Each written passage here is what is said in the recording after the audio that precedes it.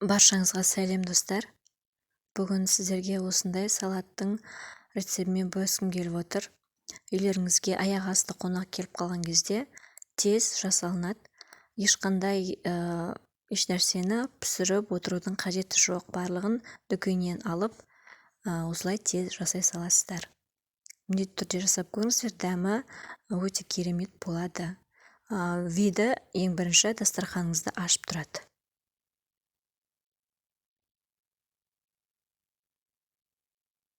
Яғни бізге керек заттар: колбаса, бір огурцы, бір помидор, және сухари, жүгері, және яғни картошка фри. Осылар ғана. Енді қалаған өздеріңіз добавка жасасаңыздар болады. Кез келген нәрсемен істей берсеңіздер болады. Үйде бар заттармен де жасай берсеңіздер болады. Колбасамызды слой қылып тураймыз. Яғни барлық заттарымызды осылай слой қылып турап шығамыз. Помидорымызды да осылай слой қылып тураймыз.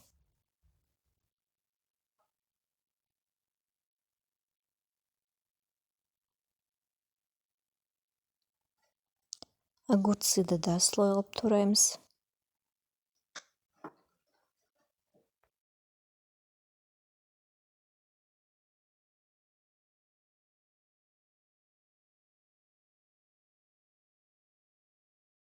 Тарелкамызге әрқайсысын салып әсемдеп қоямыз орнына. Яғни бірінші огурцыды салдым, помидорымды, колбасамды, және хрустей салдым, жүгері және фри.